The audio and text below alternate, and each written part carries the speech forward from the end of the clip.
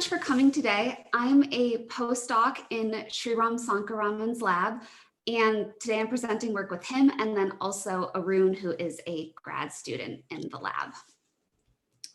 So this work focuses on admixture graph estimation, and one of the places this arises is reconstructing the history of human populations. So even if you're not working in this area, you might be familiar with interesting and popular results about gene flow from Neanderthals into modern humans, or from Denisova into the ancestors of Australians and Papuans. So these are really well talked about and exciting results. There's also work looking at, more recent admixture in human evolutionary history. But the key thing is that all of these results are not directly observed, right? They're estimated from genetic variation data. And that's what we're going to be looking at today, and kind of thinking about the models that we're working with and how you do inference under them, and some of the challenges that you can run into even in simple scenarios. Okay, so just to get everyone on the same page, today, all of the inference that I'll be talking about is conducted under a simple model of changes in allele frequencies, where mutations are arising in a population of alleles under an infinite sites model, which means that, there's one mutation at each kind of position of the genome, and then we would model that independently. And here you can see this red dot being the mutation arising in a population at a particular generation, and subsequent generations are created by binomial sampling of the previous generation. And so this is running forward in time. And so this is a neutral model. There's no selection or anything like that. It's assuming random mating and other simplifying assumptions. But this is a popular model to do inference under from allele frequency data. And so many of the methods that do inference under this model do so within a likelihood-based framework. And I just want to note, kind of before going into this framework, that this model is parameterized by the network topology, and by that I mean the graph itself, its vertices, its edges, the direction, the directed arc of those edges, and then also these numerical parameters. So those would be the proportions of admixture on the dashed edges shown in this figure on the right, and then also the branch lengths in units of genetic drift. So we're particularly focused in the network topology, which is why I've just kind of lumped all of the numerical parameters together, but there's a lot of work done to estimate these numerical parameters as well. Okay, so within this likelihood-based framework, we will typically start by computing some summary statistics like F statistics from the genomic data, and we'll denote that X. And then we'll propose a network topology that we think might represent the structure of the population history. And then for that network topology and for our data, we can fit the numerical parameters theta. This can be done by solving a system of equations. And then from there, we'll evaluate the likelihood. And within this framework, the likelihood is basically a weighted sum of the squares of the residual. Again, this is a popular framework, but there's others. And kind of the key thing to highlight is that we're glossing over steps 2 and 3 here, which maybe you would do with a popular package like QPgraph. And we're honing in on step 1, which is how do you decide which network topologies to look at. Okay, so if you're a domain expert, you could manually propose these network topologies based on your hypotheses about the data, or maybe archaeological evidence, or other things like that. In the absence of knowledge Or if you want to just explore the full space, you could say that we'll evaluate all networks for this set of populations with some property, like they all have one admixture event in them or two admixture events in them. This is going to be completely intractable for large or complex admixture graphs. And so if you're working with a large number of populations or a large number of admixture events, you're basically going to turn to heuristics, where you have some network that you start looking at and you edit the network with an operation.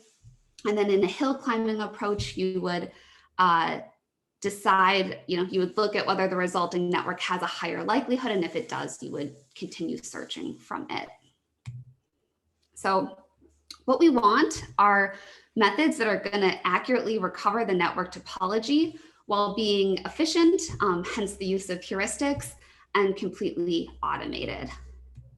And so the questions I'm going to be talking about today are really investigating when do these automated or computationally efficient search heuristics, like one method tree mix, when do they succeed and when do they fail, and how can we improve them?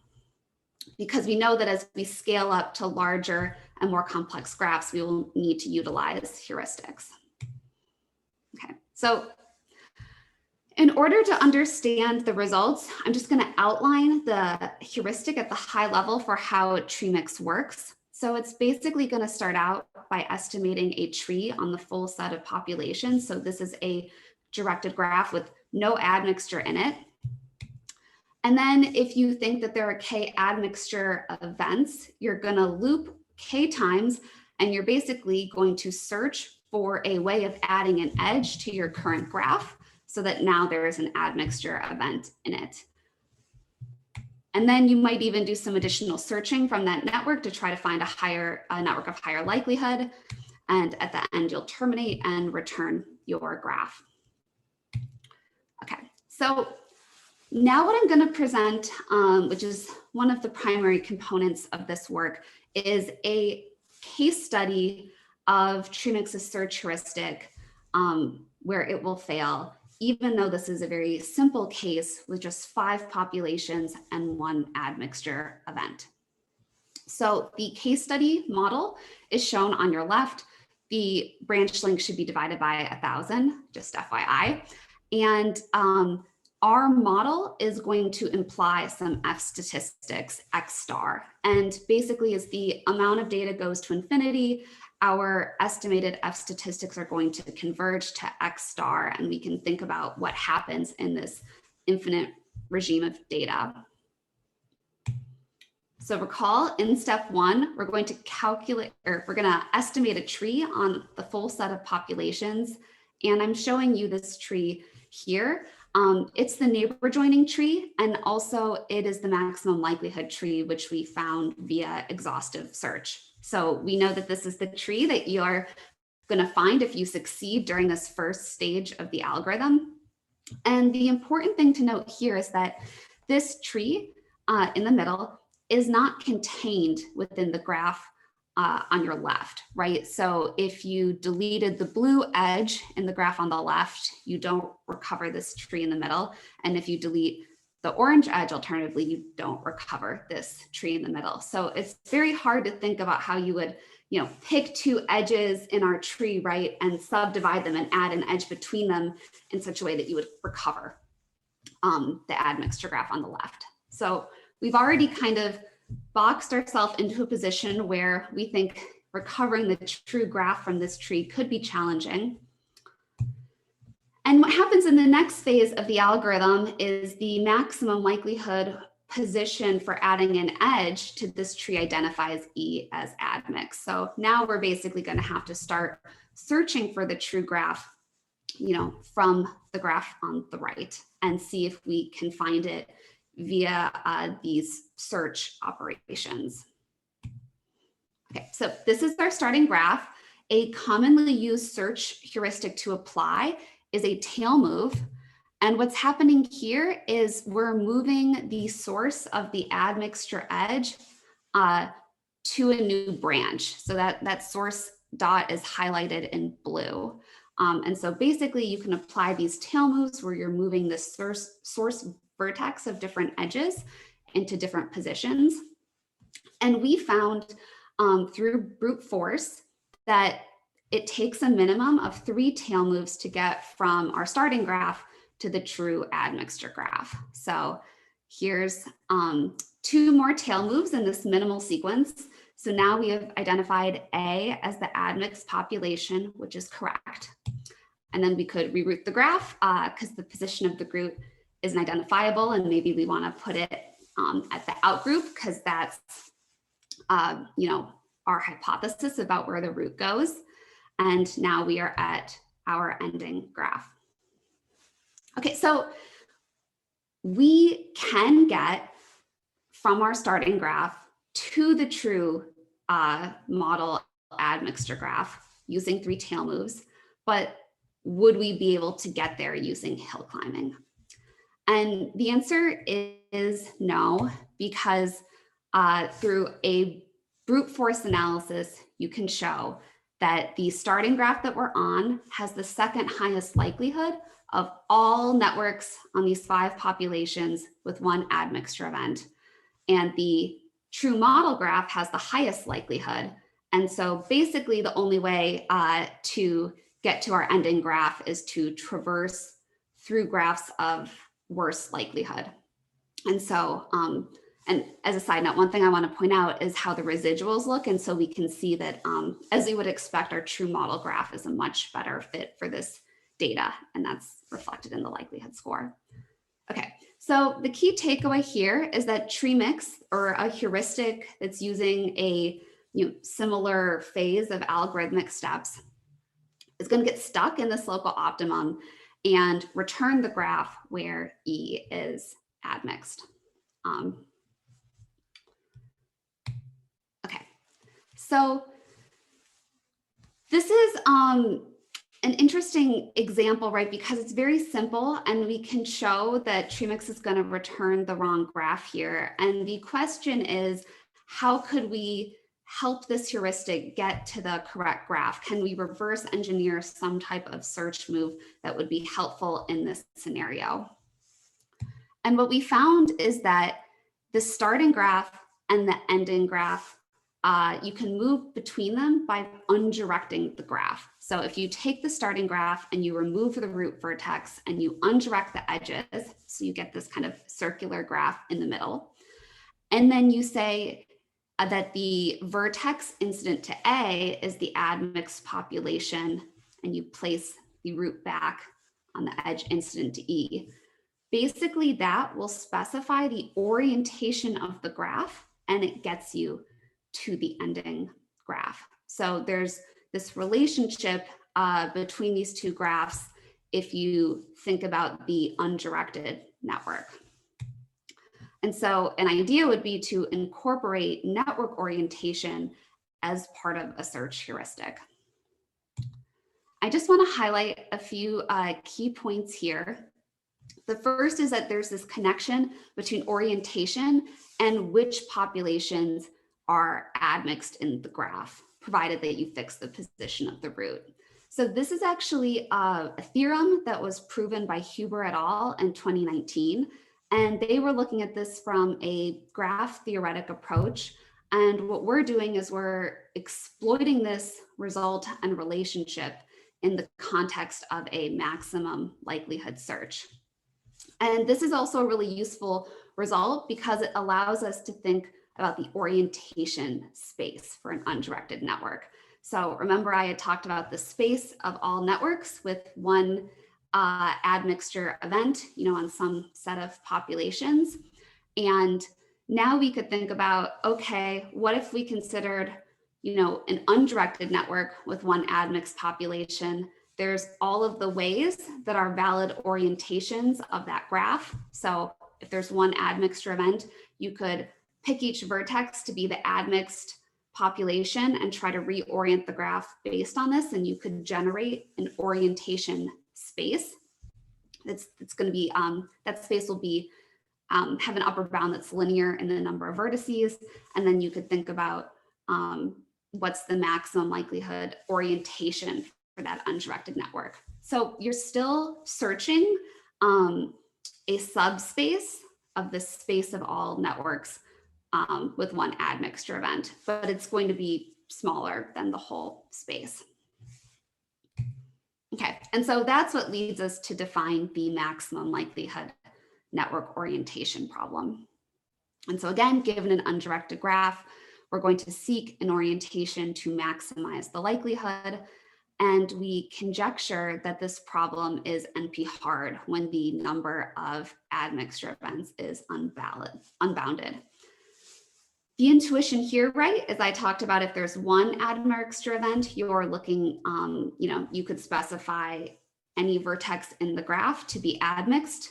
But then if there's two, you're going to be doing an n choose 2 calculation. And if there's 3, you're going to be doing an n choose 3 search. And so this is going to continue in this fashion. And I think the thing to really highlight here is that even searching this orientation space becomes more and more challenging, right, as the number of admixture events grows. And that's kind of reflective about how large, the entire space is, where you're looking at all possible undirected networks and then all orientations of them. But in any case, you can use heuristics based on orientation. And if the number of admixture events is relatively small, then you could even do an exhaustive search for the maximum likelihood network orientation. So we wanted to test out how this works, and we coded this up as a software package called Orientograph. And Orientograph has 2 major functionalities. The first is that it incorporates this exhaustive search into Tremix's search heuristic. And the second thing is that if you are a researcher and you have a hypothesis for a admixture graph, you could then use this tool to look at all orientations of that graph and compare their likelihood scores. So if you have information, you could look at orientation, but if you don't and you want to use a search heuristic, then you could incorporate orientation into the search. And so here I'm just summarizing this Tremix algorithm and noting that after step B, that's when we're going to execute a search using, MLNO. Okay, so there is a question from Seamus. Do you just want to turn on your mic? Yeah, so I understand that you're maximizing the likelihood. I'm just curious how you're actually doing that. How do you calculate, given a graph, how do you calculate its likelihood from data? Yeah, so that's a great question that I did gloss over. So I'm gonna back up real quick to this slide, which is not so helpful, but the way that Tremix works in this case is it calculates an F2 statistic, which is for a pair of populations. It's a metric that is essentially going to be like the path distance between them in the admixture graph up to kind of some constant factors, right? And so what methods of this form are typically doing is if you have a network, you can think about the path distance between pairs of populations and then encode that as a system of equations and then fit the model parameters to the network by solving this non-negative least squares system. And there's some complexities here with admixture because you could take multiple paths through the graph, right? If there's admixture, and you need to weight those paths accordingly. But at the high level, that's what it's doing. And then once you have your topology and your fitted branch lengths and your fitted admixture proportions, what you're basically going to do is write out the F2 statistics implied by your model and compare those to the ones you have estimated. So there's a fitting procedure, and then you say, okay, for my fitted model, this is the F2 statistics it implies, and then you compare them to your observed data. And again, a thing that I glossed over is also some parameters aren't going to be identifiable necessarily when you're solving the system. So this is an interesting question that you bring up. And one of the things we had to be careful about in this study is like showing here that there's a difference in likelihood and there's a difference in model fit between these models, right? Because it is possible for two networks to essentially have the same model fit. So you actually want to make sure that you're analyzing scenarios where there is a graph that has a better likelihood and a better model fit than the other ones you're looking at. So that's a good question. And I think that that's an area to continue to dive in forward. I guess I just want to note, in our evaluation of Orientograph, one of the things that we spend a lot of time doing is finding these admixture graph models from the literature, and then actually checking that you could identify the graph topology in terms of its likelihood score and model fit. So we felt like, it was possible to find the correct network topology. And then the goal is to see whether the search heuristic actually does that. So all 6 of these models that I'm showing you are based on models of human populations, and their branch lengths are in drift units, and they were reported in studies, or they're slightly modified to be a little less complex. Our goal in the future is to look at more complex admixture graphs. And to summarize the results, we looked at 8 models total, and TreeMix returns the correct topology for 3 out of 8. Orientograph returns the correct model topology in 7 out of 8 cases. And we looked at why this was. In 3 of those cases, it was because we were utilizing this network orientation kernel. And in 1 case, it was because we extended the search for adding an admixture graph, which I didn't allude to before, but you could basically decide how many pairs of edges you want to try to add an admixture event to, and you could extend this to search a larger neighborhood. So TreeMix is one of the major heuristics used. There's a new method from 2020 called Mycograph that operates in a different way. It got the correct topology in 5 out of 8 cases, but in 2 of these cases, it actually doesn't allow you to get the correct topology without manual intervention. And also, it uses a algorithm that can be quite slow. So if we look at running time, the key thing to note here is that Mycograph takes, it can take up to 3 hours and not complete on some graphs, whereas TreeMix and Orientograph are very fast, they're taking seconds. And so even though Orientograph is doing more work and it is searching for orientation, at least for these modest problems, it's not such a huge problem, which makes us think we can push it to more complex cases.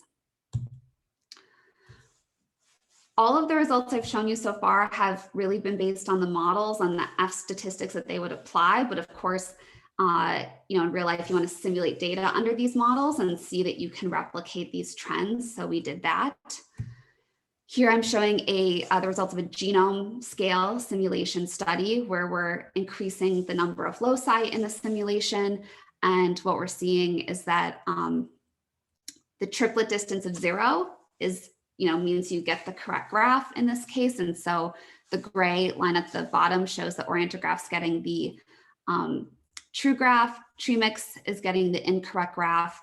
And as you increase the amount of data, you're essentially, TreeMix is essentially getting more confident that it has maybe found, or we're staying the same, and then the likelihood score of TreeMix is going down. And then this is kind of similar results on other models, but the key thing is that basically as you're adding more data, the F statistics are converging on what you would expect them to be. And so that's why TreeMix is recovering the wrong answer and Orientograph is recovering the right answer. Okay, so our goals, and we also have a wonderful grad student in Sriram's lab working on this now, John, is to evaluate Orientograph in more complex admixture scenarios and to also look at some of the cases where Orientograph fails to recover the true graph, like this case I've shown you on the right. So we're continuing to try to improve the search algorithm. But I think the takeaway from this talk is that even simple models can be really challenging to get correct using heuristic search. And so even though the search heuristic is reasonable and works in a lot of cases, it's worth trying to construct adversarial cases, right, that are simple where you think the search heuristic could fail, and then think about ways that you could escape the local optimum or maybe identify that you have gotten stuck. And in this case, this led us to look at network orientation. So, and that works in this case, but probably not all. So we're continuing to do work.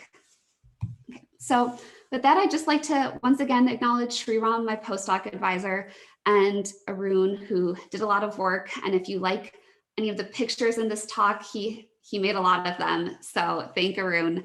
And yeah, that's it. I think there's also some time for more questions.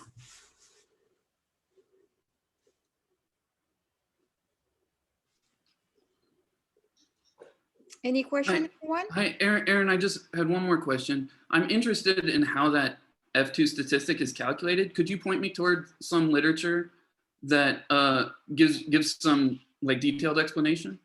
Yeah, maybe in the chat. Yeah, I will do that once I close out of Keynote, because it's like hard to get. Sure. Yeah. Thank you so much. Thank you.